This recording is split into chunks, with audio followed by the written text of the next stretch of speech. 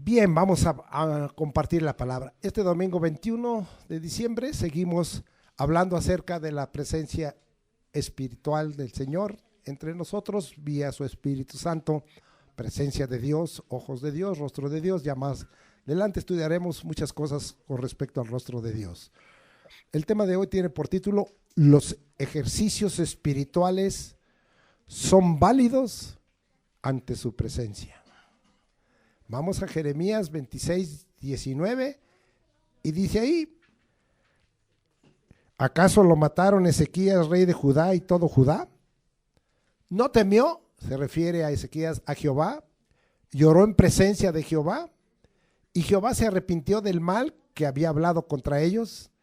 ¿Haremos pues nosotros tan gran mal contra nuestras almas? No. Déjeme hablar todo lo que voy a hablar para que usted entienda este pasaje. Los ejercicios espirituales son vanos e inválidos cuando estos no son presentados, hablados delante de la presencia de Dios. Como le llame.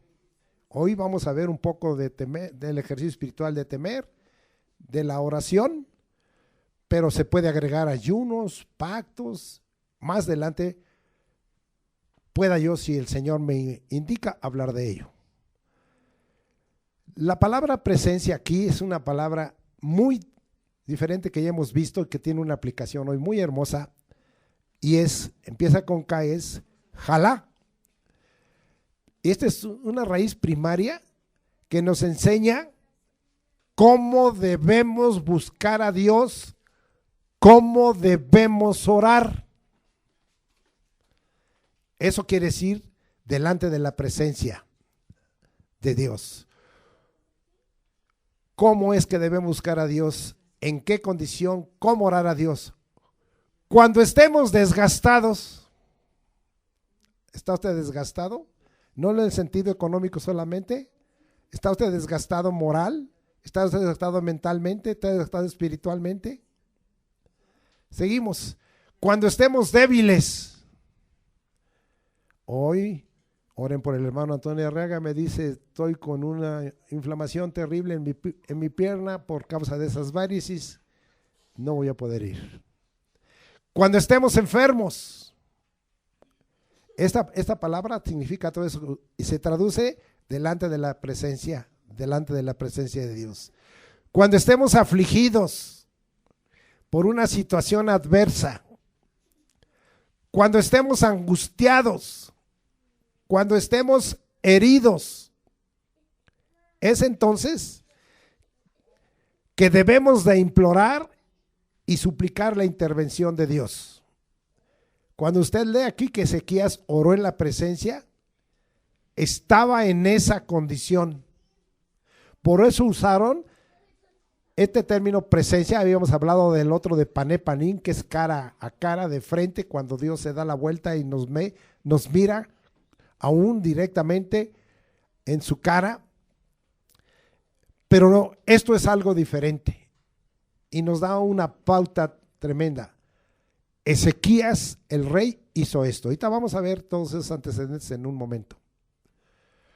Todo lo descrito nos hace ejercer valores espirituales en tu presencia.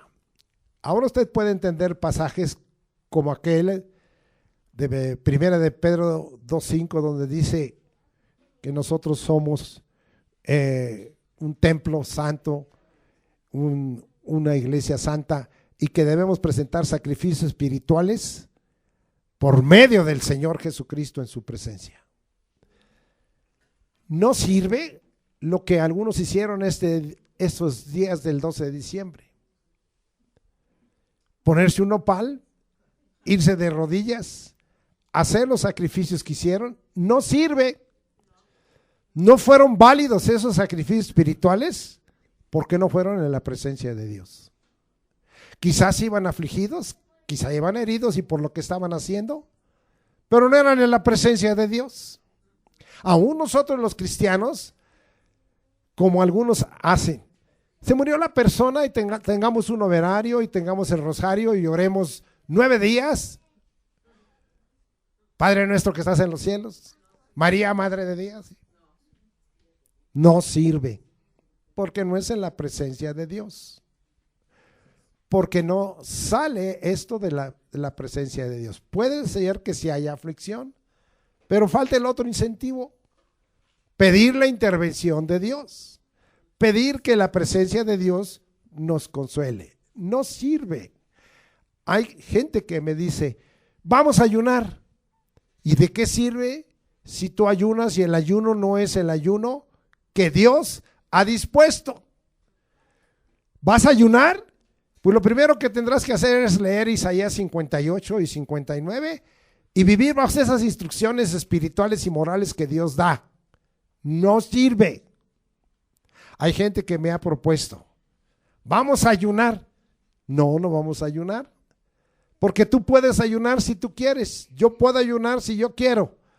Pero yo no puedo decirle a la congregación, vamos a ayunar, porque si no lo hacen en la presencia de Dios, ni ayunan. ¿Cuál es mi experiencia?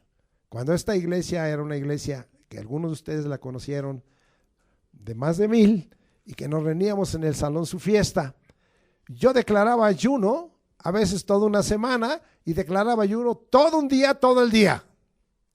¿Y quiénes creen que ayunábamos? Unos poquitos. Los demás decían que ayunaban, pero yo un día el Señor me dice, sal y ve tu pueblo que ayuna. Y me fui a la vuelta, a la tienda de la vuelta, y ahí estaban comprando hasta los ancianos de la iglesia qué comer. ¿De qué sirve? Según ellos declararon el ayuno. Yo declaré el ayuno como el pastor, pero el ayuno tiene que ser en la presencia del Señor y salir del corazón. No salía de su corazón. Me dice, sigamos los ayunos congregacionales. Yo no necesito ayunar con ustedes porque ustedes no ayunan congregacionalmente. Yo haré mis ayunos en lo personal, pero lo haré delante de la presencia de Dios. Y la persona que me decía, hagamos y volvamos a los ayunos congregacionales, pues ayuna tú y conságralo a Dios, pero no me pidas a mí ni me obligues, porque eso no es de parte de Dios. ¿Qué hacía el pueblo de Israel? Hacía ese tipo de ayunos en el mes tercero, en el mes séptimo, en el mes décimo, y hacían sus ayunos 3 veces, dice ahí Zacarías que hacían sus ayunos. De nada servía porque no eran en la presencia de Dios. Vas a orar, vas a ayunar, vas a recibir a Cristo, vas a hacer un pacto con el Señor, vas a hacer la mesa del Señor, hazlo en presencia del Señor.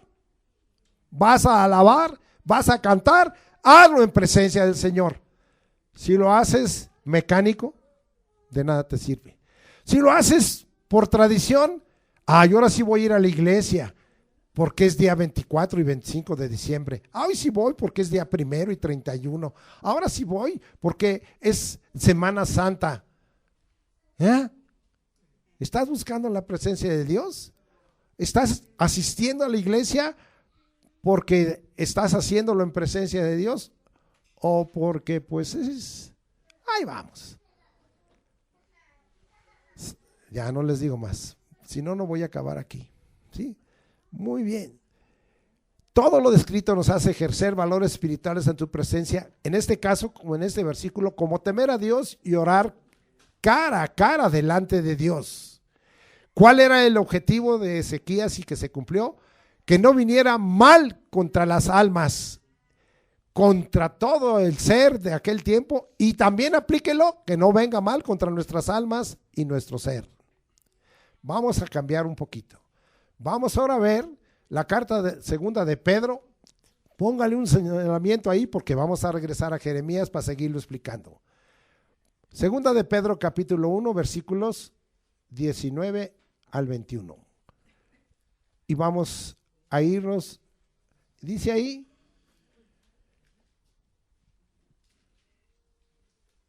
segunda, puse primera, no es primera, es segunda. Capítulo 1, 19, 21. Tenemos también la palabra profética más segura, a la cual hacéis bien en estar atentos como una antorcha que alumbra en lugar oscuro hasta que el día esclarezca y el lucero de la mañana salga en vuestros corazones. Entendiendo primero esto, que ninguna profecía de la Escritura es de interpretación privada, porque nunca la profecía fue traída por voluntad humana, sino que los santos hombres de Dios hablaron siendo inspirados por el Espíritu Santo. ¿Qué podemos obtener aquí con respecto? Se nos confirma que... ¿Qué se nos confirma aquí? Que tenemos la palabra profética más segura como esta que estamos hablando. Que debemos estar atentos porque es una antorcha que alumbra en un lugar oscuro. Hoy vivimos días ¿cómo? Oscuros. Hoy vivimos a veces días que no entendemos porque se ha multiplicado la maldad, la iniquidad, el pecado, en razón de que el mundo ha decidido vivir en tinieblas y en oscuridad.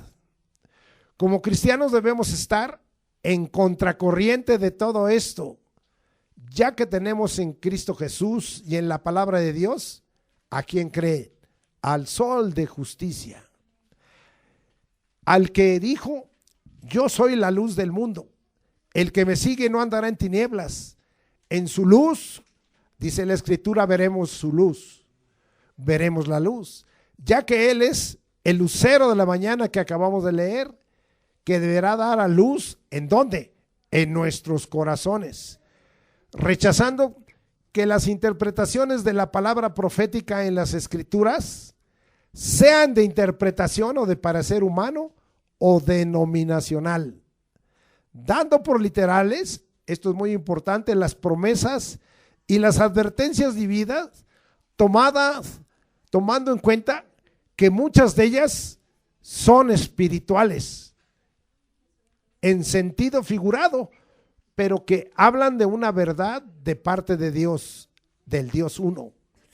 Demos lugar al que dictó y escribió la palabra de Dios, a quien creen, al Espíritu Santo, para que nos dé la debida inspiración, que nos otorgue la verdadera revelación a interpretación de lo que el Dios uno nos quiso y quiere comunicar. Aunque para algunos el versículo citado aquí en Jeremías 26, 19, por eso le dije todo este rollo, es histórico,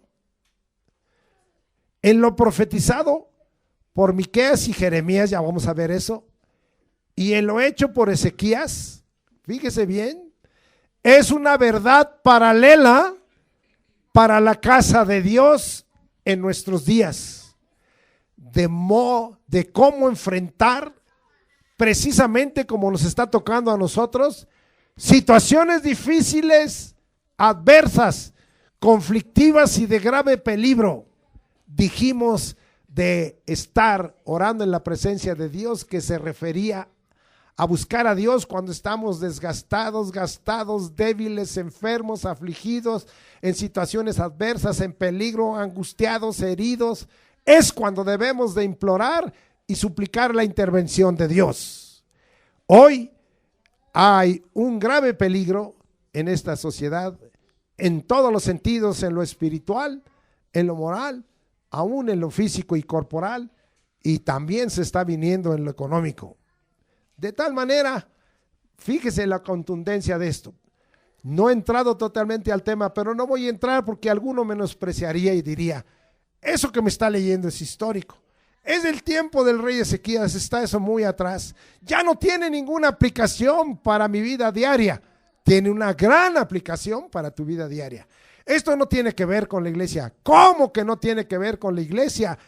Si Ezequías pertenecía a la casa de Dios y tú perteneces a la casa de Dios. Ezequías vivió un tiempo muy aflictivo y muy difícil, pero él tuvo un cambio en su corazón. Muy bien, vamos a leer ahora para que acabes de entender, porque algunos dirán: ¿de qué me sirvió todo lo que el hermano Eliud explicó del Antiguo Testamento? ¿De qué nos sirve que nos hable de muchas palabras proféticas? ¿De qué? ¿De qué nos sirve? ¿Qué aplicación tiene a esto para nosotros? Eso ya es historia. Lamentablemente, lo que Dios ha dicho, y a veces no lo has entendido: el cielo y la tierra pasará, pero mi palabra no pasará. Vamos a leer ahora 1 Corintios 10 para que usted acabe de entender versículos del 1 al 14. Porque no quiero, hermanos, que ignoréis que nuestros padres todos estuvieron bajo la nube. Aquí se va más atrás, se va con Moisés y los padres, los patriarcas. Y todos pasaron el mar. Y todos en Moisés fueron bautizados en la nube y en el mar. Y todos comieron el mismo alimento espiritual.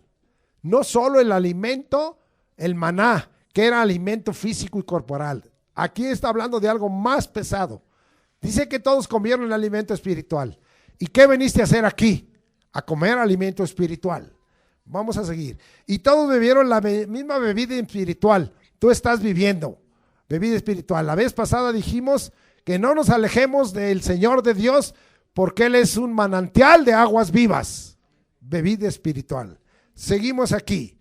Muy bien. Porque bebían de la roca. ¿Quién es la roca?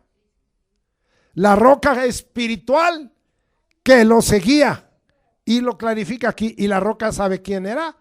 Cristo. Desde el tiempo de Moisés y aún antes. Porque Cristo es, el que era, el que ha de venir, es el eterno. Pero de los más de ellos no se agradó Dios, por lo cual quedaron postrados en el desierto. Fíjese bien en esta parte, tanto el 6 como el 11. Mas estas cosas sucedieron como ejemplos para nosotros. ¿Por qué estamos leyendo de Jeremías? Porque son cosas que sucedieron de ejemplo. ¿Para quién? Para nosotros. ¿Usted no está en nosotros? Yo estoy en nosotros. Seguimos. Para que no codiciemos cosas malas como ellos codiciaron. Vamos a ver luego después. Voy a regresar un poquito cuando hable de lo que dijo Miqueas.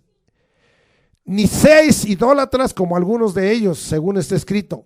Se sentó el pueblo a comer y a beber y se levantó a jugar. Hoy la iglesia quiere diversión, quiere fiestas, quiere comidas, quiere bebidas, pero se han olvidado que allá en Romanos, en el capítulo 13, dice, el reino de Dios no consiste en comidas ni en bebidas, sino en justicia, gozo y paz en el Espíritu Santo. De tal manera, y se levantó a jugar. Así algunos nos han dicho, es que su iglesia no es divertida. Ah, caray, ¿venimos a jugar o venimos a adorar? Mi iglesia no es divertida, mi iglesia es una iglesia que viene a adorar al Dios vivo. ¿Y dónde está su Dios vivo? Él es el invisible y es Rey de Reyes, pero los que tenemos fe creemos que ahí está. Ni forniquemos como algunos de ellos fornicaron y cayeron en un día 23,000. Aquí hubo fornicación espiritual y sexual. Ni tentemos al Señor como también algunos de ellos le tentaron y perecieron por las serpientes. Todo esto fue puesto por ejemplo y es para ahora. Ni murmuréis como algunos de ellos murmuraron y perecieron por el destructor. 11 otra vez, véalo otra vez repitiendo, 6 y 11. Y estas cosas les acontecieron, ¿como qué? ¿A quién se los estaba escribiendo el Espíritu Santo? A los corintios, a la iglesia de Corinto. ¿Cómo era la iglesia de Corinto? ¿Era una iglesia súper santa? Era un puerto. ¿Qué había en Corinto? Había comercio, había dinero, había prostitución, había idolatría.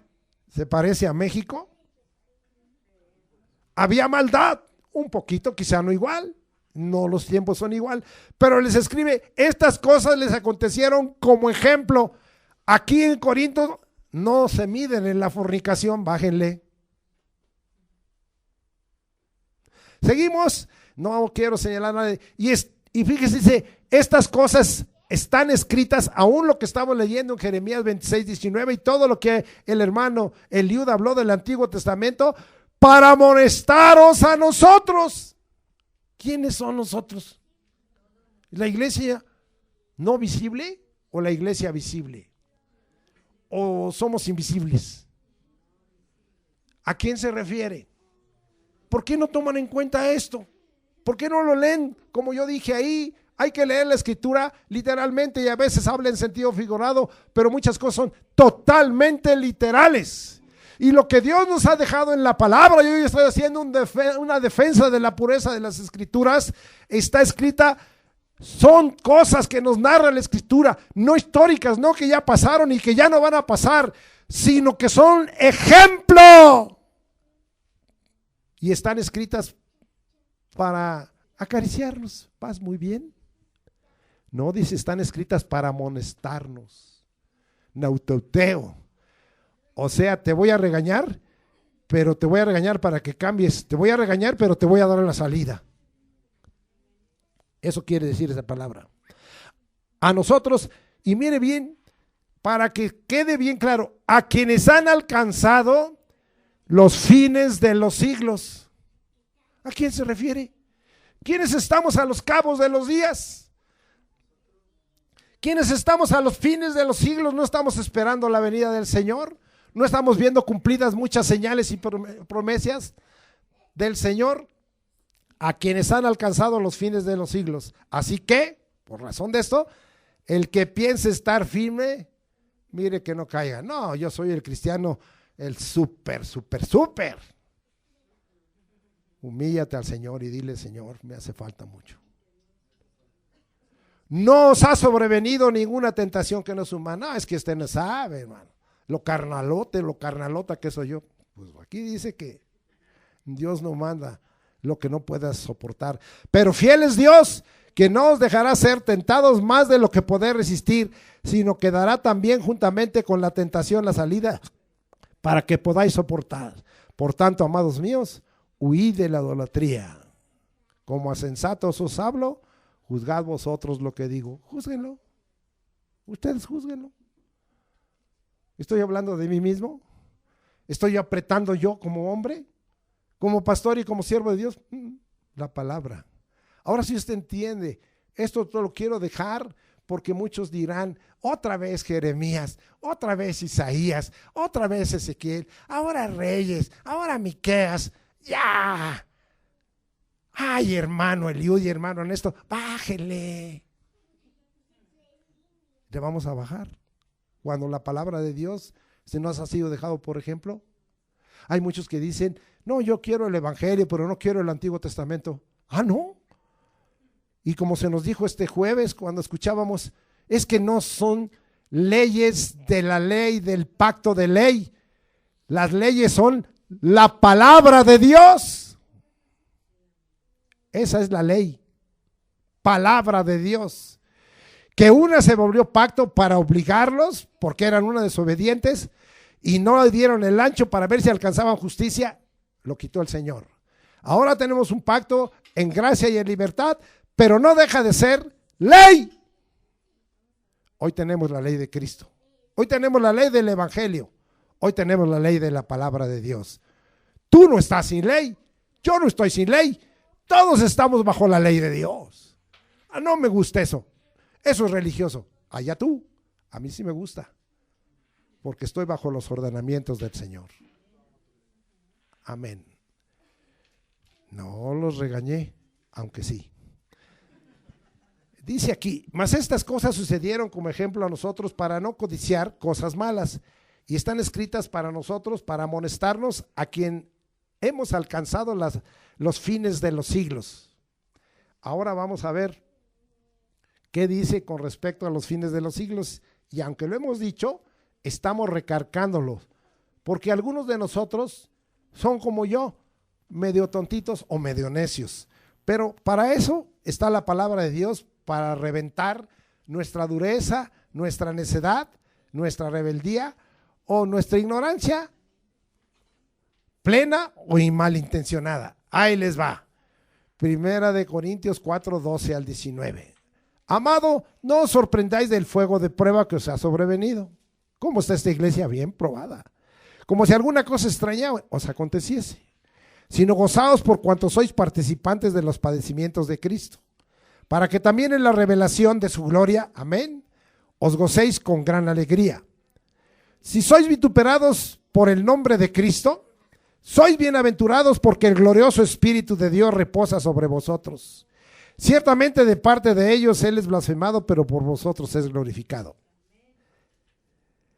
Esta es para la conducta del cristiano, del que está listo para recibir toda la palabra de Dios, aunque los amoneste, los exhorte, aunque nos diga tienes que cambiar.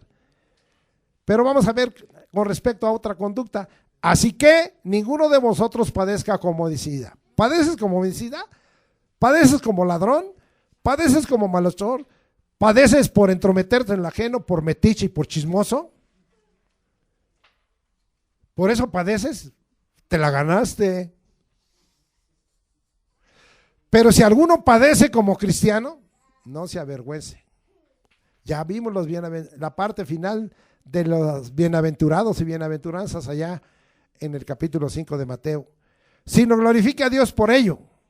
Y dice aquí lo que ya hemos hablado varias veces, porque es tiempo de que el juicio, es el kairos de que el juicio comience por la casa de Dios.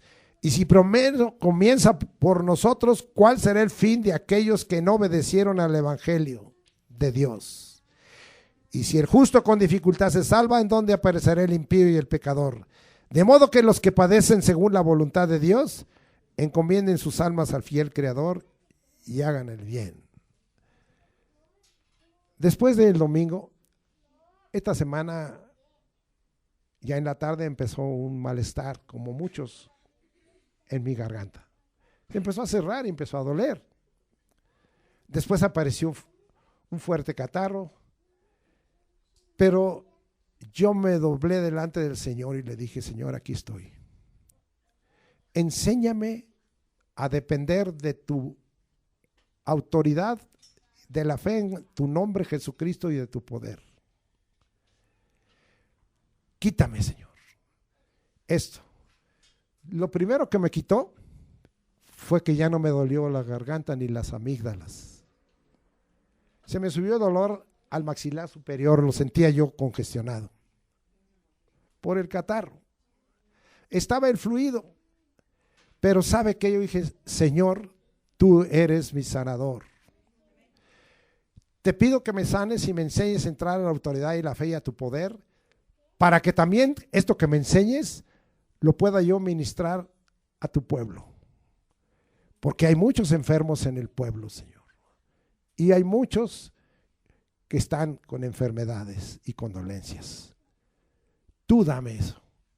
Y se fue quitando. Quitó lo del maxilar superior. Quitó el catarro. Ahí está mi esposa. Quitó, estaba queriendo venir tos. Quitó la tos.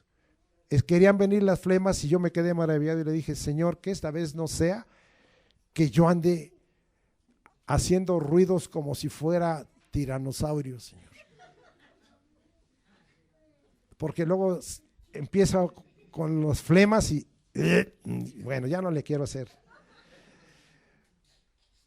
Que salgan fáciles. ¿Y sabe qué? Hoy vienen y pum, y pum. Y aquí estoy predicándole con toda la voz, cuando muchos me dijeron, hoy cualquier gripa, cualquier resfriado, cualquier catarro, si te da en la garganta, si te dan flemas, te va a durar de 2-3 semanas. No es que yo sea alcaide, muy acá, es simple y llanamente lo que hemos dicho aquí. Orar en su presencia y decirle, Señor, estoy afligido. No me avergüences. No dejes que yo predique tu palabra, que yo quiero predicar tu palabra y quiero enseñar a los hermanos y ser un testimonio vivo de la obra de tu palabra y de tu espíritu, y de que aunque han sido muchos mensajes de la presencia, vale la pena estar en tu presencia y estar doblado ahí, porque aún a mis 78 años rápido me sacas. Eso quiere hacer con usted. No es mi exclusiva. Me decía la hermana Irene, es que usted tiene mucha comunión y consagración. Sí, pues ustedes también la pueden tener. No es mi exclusiva. Está escrito. Solo depende de que tú cambies. Va conmigo. Aquí se nos describe en estos pasajes leídos la conducta que el cristiano debe tener y la conducta que no debe tener. hay cosas aquí que no debes tener o que según 1 Corintios dice no debes tener, ya, quítalas. Y la palabra profética del juicio comienza por la palabra de Dios. Y finalmente, que si padecemos conforme a la voluntad de Dios, encomendemos nuestras almas al fiel Creador y hagamos el bien. Aquí está, Señor. Porque a veces cuando nos sentimos mal, nos enojamos y ya se acerca alguien y lo mordemos, lo insultamos. Ya no hacemos el bien y lo justificamos. Perdóname, es que ando mal, es que me siento mal.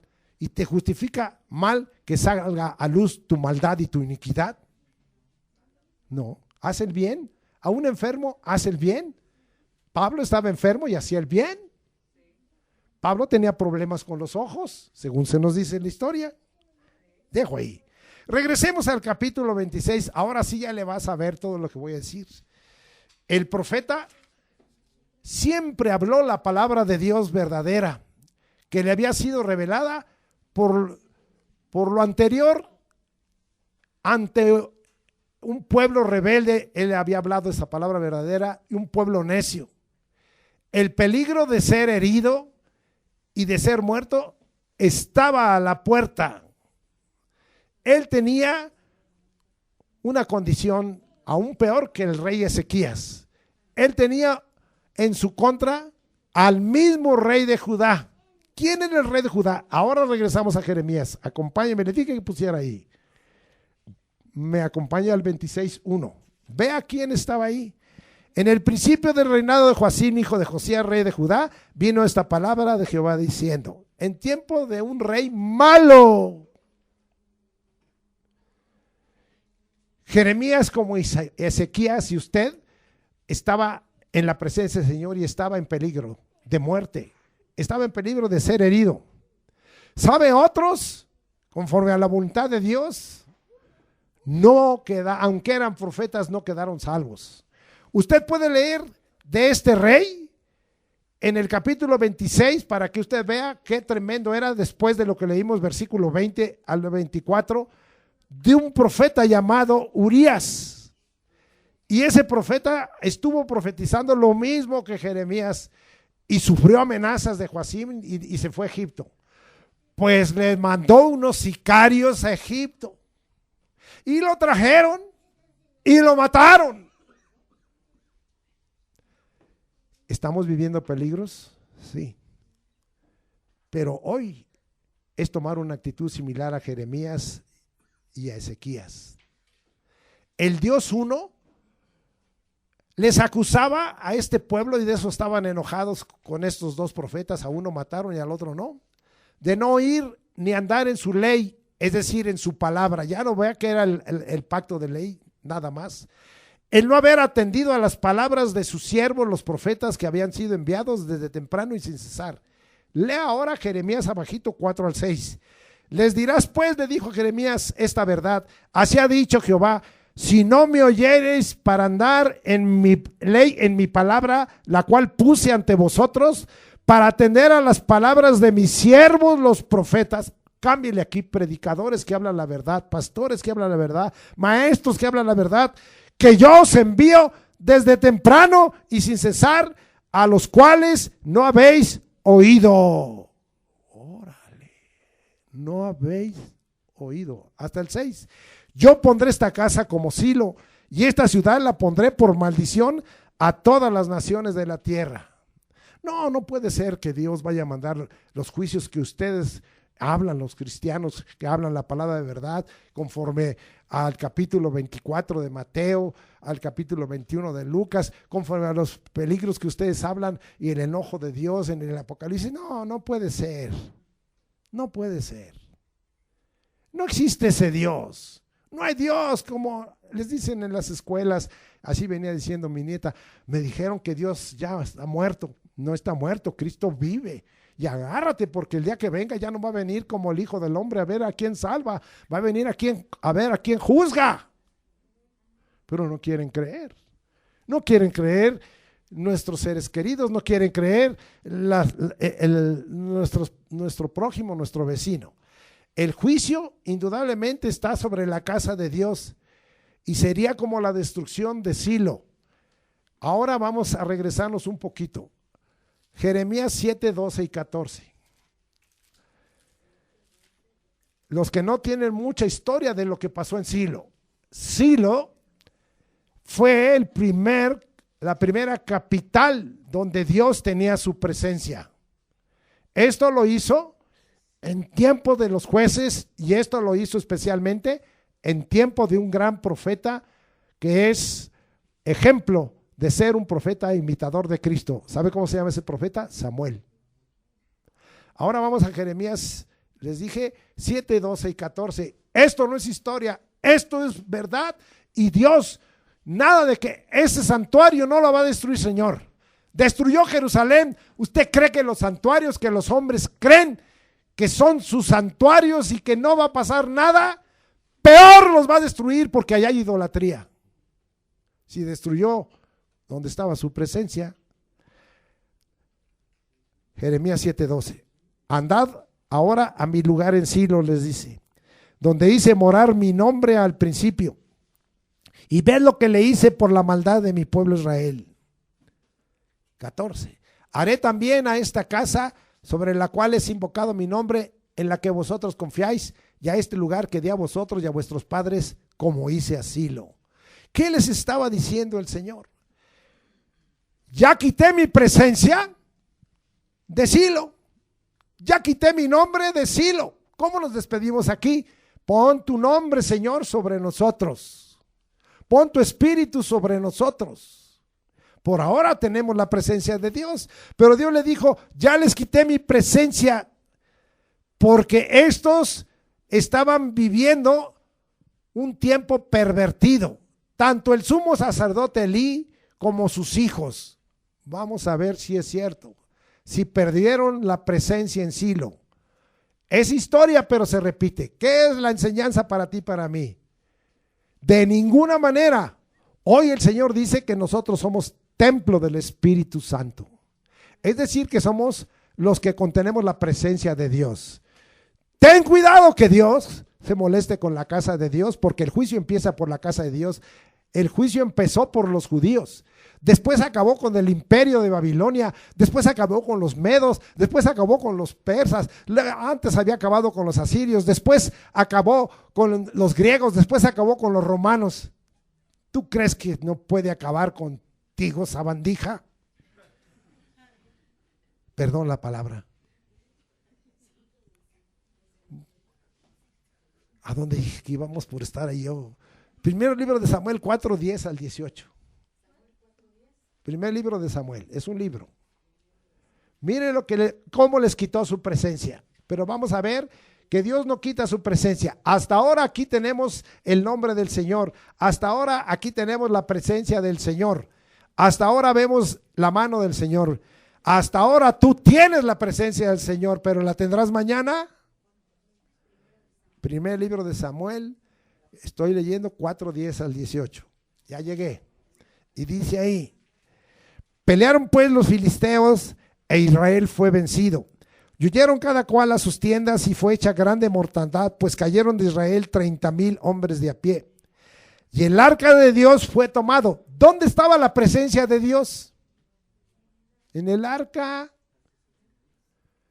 Fíjese nada más. Y muertos los dos hijos de Elí, Ofni y Fines. Y corriendo de la batalla un hombre de Benjamín llegó al mismo día a Silo, rotos sus vestidos y tierra sobre su cabeza. Y cuando llegó aquí, que Elí estaba sentado en una silla vigilando junto al camino, porque su corazón estaba temblando por causa del arca de Dios. Él ya percibía que no estaba la presencia de Dios. Llegando pues aquel hombre a la ciudad y dadas las nuevas, toda la ciudad gritó. Cuando Elí oyó el estruendo de la gritería, dijo, ¿qué estruendo de alboroto es este? Y aquel hombre vino a prisa y dio las nuevas a Elí. Y era Elí de 98 años y sus ojos se habían oscurecido de modo que no podía ver. Dijo pues aquel hombre a Elí, yo vengo de la batalla y he escapado hoy del combate. Y Elí dijo, ¿qué ha acontecido, hijo mío? Y el mensajero respondió diciendo: Israel huyó delante de los filisteos, y también fue hecho gran mortandad en el pueblo, y también tus 2 hijos, Ofni y Finees, fueron muertos. Y mire lo que más le dolió: y el arca de Dios ha sido tomada. Ya no tenemos la presencia de Dios. Y aconteció que cuando él hizo mención del arca de Dios, Elí cayó hacia atrás de la silla al lado de la puerta y se desnucó y murió, porque era hombre viejo y pesado y había juzgado a Israel 40 años. Ándale. ¿Ya vieron por qué quitó la presencia de Silo? Porque era una desvergonzada actuación del sumo sacerdote, de los sacerdotes. ¿Qué espera hoy en la casa de Dios cuando muchos que se dicen siervos de Dios no son? Cuando muchos que se dicen siervos de Dios han tomado una doctrina fuera de la palabra de Dios. Cuando muchos están cometiendo inmoralidad y la iglesia le está aprobando la inmoralidad porque ellos también son inmorales. ¿Estaremos así? ¿No pasará nada? ¿Dejará Dios que siga la idolatría, que siga la fornicación espiritual y sexual? ¿Dejará Dios que todos hagan como bien les parezca y no pasa nada?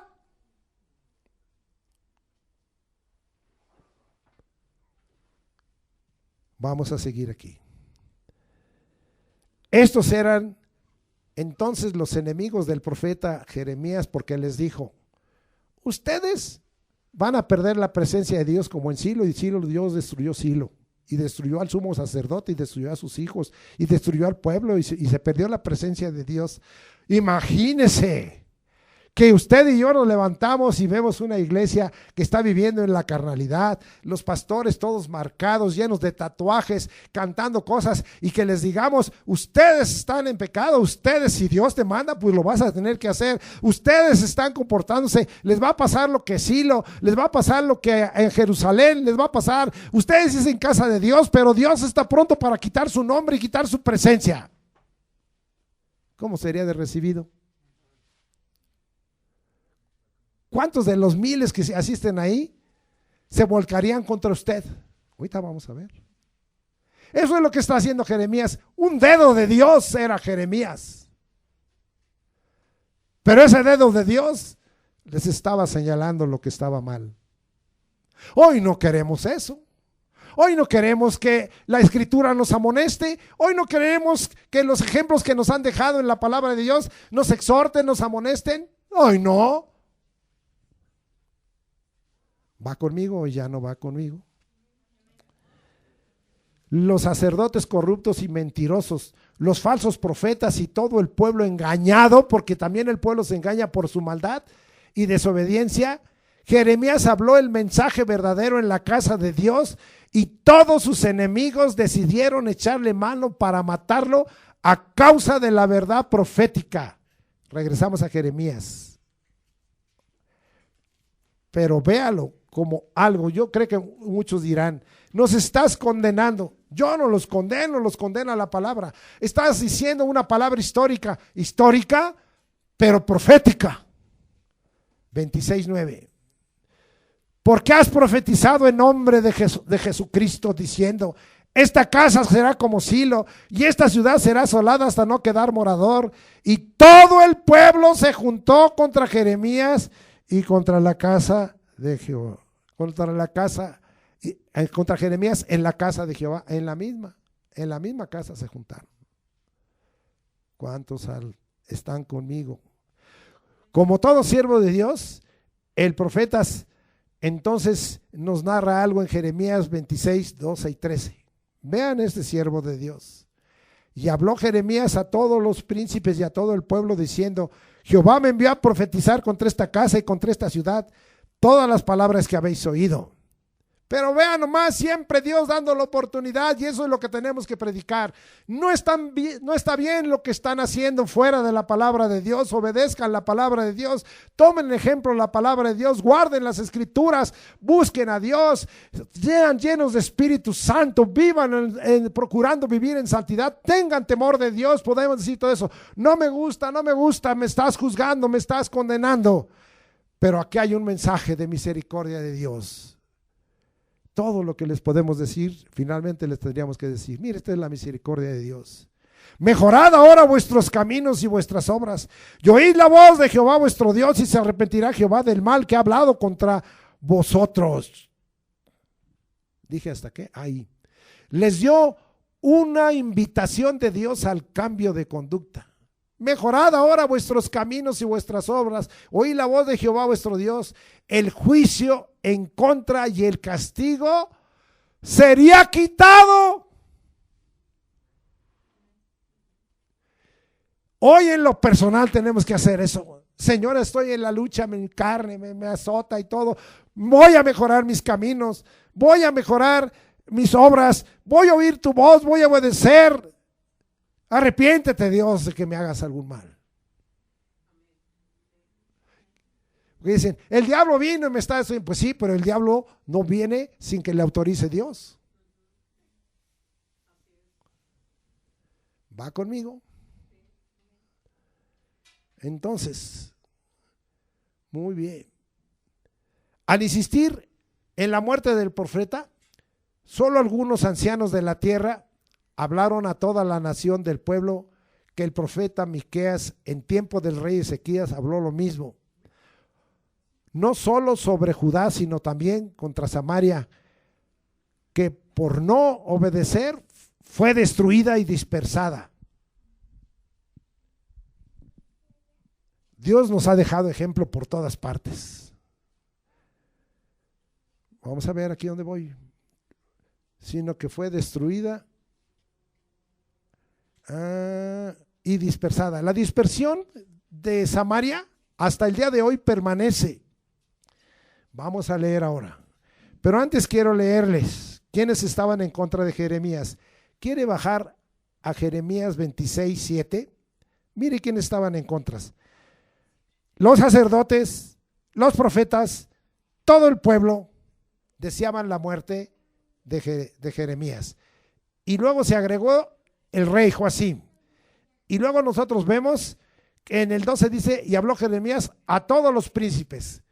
¿Quién estaba a favor del dedo de Dios? Nadie. ¿Quién acompañaba a Jeremías? Baruc, nada más. ¿Y los demás? Nadie. Es que no estamos de acuerdo contigo. ¿Cómo tú nomás, tu congregación, tú y Baruc, tienen la razón? Y nosotros todos somos todos el pueblo, el rey, los príncipes, todos los sacerdotes, los profetas, todos. ¿Y tú? ¿Dedo? ¿Va a pasar algo tú por el dedo? ¿Por ser dedo de Dios? Pero Jeremías no estaba hablando su palabra, estaba hablando la palabra de Dios. Si nosotros hablamos la palabra de Dios, Él se va a encargar. No la ejecutamos nosotros, no la ejecutó Jeremías, la va a ejecutar el Señor. Pero queremos ahora ir a Miqueas para ver la historia que dejó, por ejemplo, el Señor de Samaria. El reino del norte era Israel, Samaria, y del reino del sur era Judá. Vamos ahora, adelántale un poquito a Miqueas, capítulo 1, versículos 1 al 6. Palabra de Jehová que vino a Miqueas de Moreset en días de Jotam, Acaz y Ezequías, reyes de Judá, lo que vio sobre Samaria y Jerusalén. Oíd, fíjese bien, sobre Samaria y sobre Jerusalén. Aquí incluye el reino del norte y el reino del sur, porque Jerusalén estaba en el reino del sur, en Judá.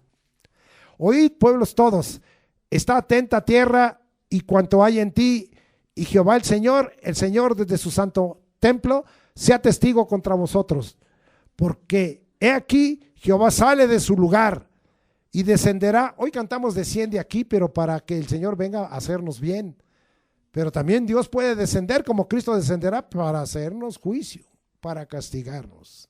Y hollará las alturas de la tierra y se derretirán los montes debajo de él y los valles se hendirán como la cera delante del fuego, como las aguas que corren por un precipicio. Esto es profético y va a suceder cuando Cristo venga. El monte de los olivos se partirá en dos, al oriente, al poniente y luego al sur, al norte, y se hará un gran valle en todas las naciones, los montes ya no serán más. Todo esto por la rebelión de Jacob y por los pecados de la casa de Israel. ¿Cuál es la rebelión de Jacob? No es Samaria. ¿Y cuáles son los lugares altos de Judá? No es Jerusalén. O sea, decía, no hay ni para dónde escoger. Es la iglesia del norte, igual la iglesia del sur. Haré pues de Samaria montones de ruinas y tierra para plantar viñas, y derramaré sus piedras por el valle y descubriré sus cimientos. Esto sucedió en el año 722. Esto fue escrito unos 15 años antes. Miqueas era contemporáneo de Isaías y estuvo en varios reinados. En el reino del sur, con Jotán, con Acaz y Ezequías, con Judá. Y en el reino del norte, con Pecaía, Peca y Oseas, el último. Ahí estuvo. Y él habló 20 años antes. Ya pasaron 5 años y lo que dijo Miqueas no sucede nada. ¿Qué dice Isaías en el capítulo 28? Ustedes, los de Samaria, Israel, ¿saben cómo los ve Dios? Ustedes son los que oprimen a los pobres, son los que hacen injusticia y son los borrachos de Israel. Son los borrachos de Samaria. Comer y beber. ¿Eso es lo que quieren? Espérense lo que va a venir. Estamos hablando de algo histórico, pero estamos hablando que el Dios que tenemos no es histórico, es el mismo. ¿Va conmigo? Va conmigo. Yo quiero que vaya conmigo. Esto sucedió en el 722, cuando el rey de Asiria, Salmasar, les invadió y los conquistó. Esto fue dejado como ejemplo a Judá y a la ciudad de Jerusalén, porque la ciudad de Jerusalén fue empezada a conquistar más o menos en el 605, 722 para 605, ¿cuántos años pasaron de paciencia de Dios? Más o menos 115 años. Y empezó la invasión de Babilonia, pero Jerusalén fue destruida allá por el 596. ¿Cuántos años? ¿Cuánta paciencia de Dios? Tú puedes decir, ya llevo como cristiano 20 años y el hermano dijo ese mensaje, pero han pasado 20 años y nada de lo que dijo ha sucedido. Dios no me ha quitado la presencia, Dios no me ha quitado la bendición, Dios no me ha quitado la vida. Puede que sea mañana. Puede que sea mañana. No estamos en los tiempos de Dios. Como Jeremías, yo no soy el que ejecuto los juicios, es Dios. Entonces vemos aquí que le dejó ejemplo a Judá. Esto lo profetizó claramente en Miqueas 3, vamos del 4 al 12. Entonces clamaréis a Jehová y no os responderá, antes esconderá de vosotros su rostro en aquel tiempo por cuanto hiciste malvadas obras. Ándale, no vas a tener la presencia de Dios, no te va a oír el Señor. Así ha dicho Jehová acerca de los profetas que hacen errar a mi pueblo y claman paz cuando tienen algo que comer, y al que no les da de comer proclaman guerra contra él. Por tanto, de la profecía se os hará noche y oscuridad del adivinar, y sobre los profetas se pondrá el sol, y el día se entenebrecerá sobre ellos, y serán avergonzados los profetas y se confundirán los adivinos, y ellos todos cerrarán sus labios porque no hay respuesta de Dios. Vea el profeta Miqueas, mas yo estoy lleno del poder del Espíritu de Jehová y de juicio, para bien y para mal, dijimos, a favor o en contra, y de fuerza, para denunciar a Jacob su rebelión y a Israel su pecado a la casa de Dios. Oíd ahora esto, jefes de la casa de Jacob y capitanes de la casa de Israel, que abomináis el juicio y pervertís todo el derecho, que edificáis a Sión con sangre y a Jerusalén con injusticia. Sus jefes juzgan por cohecho y sus sacerdotes enseñan por precio y sus profetas adivinan por dinero y se apoyan en Jehová diciendo, ¿no está Jehová entre nosotros? ¿No vendrá mal sobre nosotros? Por tanto, a causa de vosotros Sión será arada como campo y Jerusalén vendrá a ser montones de ruinas y el monte de la casa como cumbres del bosque. Muchos interpretan, para bajarle un poquito lo fuerte de esta palabra, que eso sucedió hasta el año 70, en el tiempo del Imperio de Roma. No, eso sucedió en el 596, cuando Babilonia vino y destruyó Jerusalén, destruyó el templo, se llevó el oro, el bronce, la plata, quemó la madera, deshizo las casas, echó abajo el muro. Y volvió a suceder en el año 70, porque el pueblo de Israel no entendió. Ahora el pueblo judío. No le busquen excusa, porque le buscan excusa a algunos que estudian la palabra de Dios. Pero vamos a ver, ahora nos ubicamos. ¿Cuál fue la reacción de Ezequías? Temer a Dios, llorar y delante de su presencia. Ahora regresémonos y vamos a segundo libro de los Reyes. Por eso les leí 1 Corintios 10. Por eso les leí que todo esto nos ha sido dejado. Y vámonos a segundo libro de los Reyes. Les dije, capítulo 19, versículos 14 al 19. Y dice ahí: y tomó Ezequías las cartas de mano de los embajadores, y después que las hubo leído, subió a la casa de Jehová, y las extendió Ezequías delante de Jehová. Y oró Ezequías, aquí está, delante de Jehová, diciendo: Jehová, Dios de Israel, que moras entre los querubines, solo tú eres Dios de todos los reinos de la tierra. Tú hiciste el cielo y la tierra. Inclina, oh Jehová, tu oído y oye. Abre, oh Jehová, tus ojos y mira, y oye las palabras de Sennacherib, que ha enviado a blasfemar al Dios viviente. ¿Es verdad, oh Jehová? Fíjese, aceptó la realidad, que los reyes de Asiria han destruido las naciones y sus tierras, y que echaron al fuego a sus dioses, por cuanto ellos no eran dioses, sino obras de manos de hombres, madera o piedra, y por eso los destruyeron. Ahora pues, oh Jehová Dios nuestro, sálvanos, te ruego, de su mano, para que sepan todos los reinos de la tierra que solo tú, Jehová, eres Dios.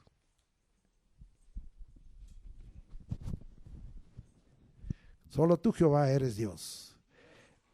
El término temer aquí, yaré, es temer, reverenciar, asustar. Estaba asustado. El término orar aquí, vimos jalá. Cómo orar, cómo buscar a Dios.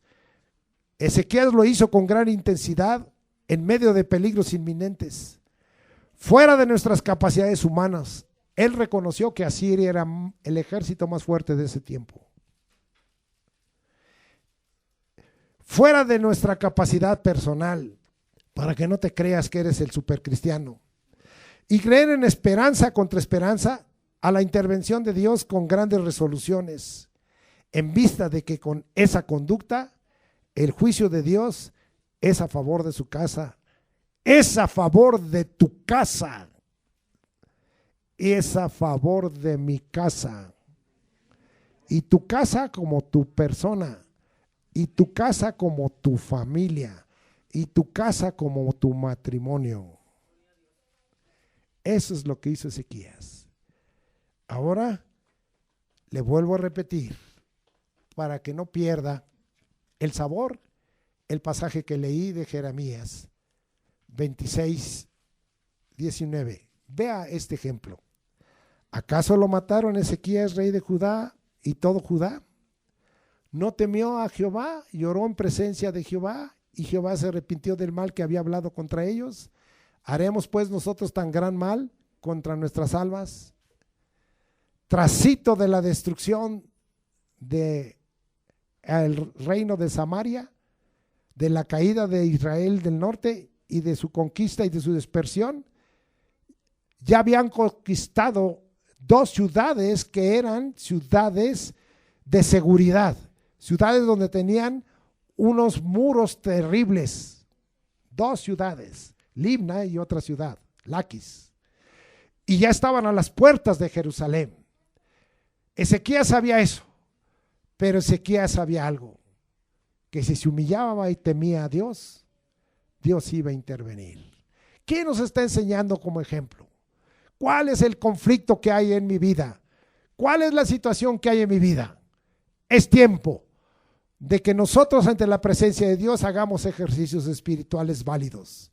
Uno de ellos es temer a Dios. El otro es orar. Porque si oramos con esa intensidad y le decimos al Señor, estoy orando porque estoy en un grave problema, estoy orando porque estoy en una grave dificultad, estoy orando porque estoy en una grave decisión y deshago mi corazón, como vimos, como agua delante de ti, Dios va a intervenir. Dios te va a perdonar. Señor, tengo muchos enemigos. No mires a los enemigos, mira a Dios.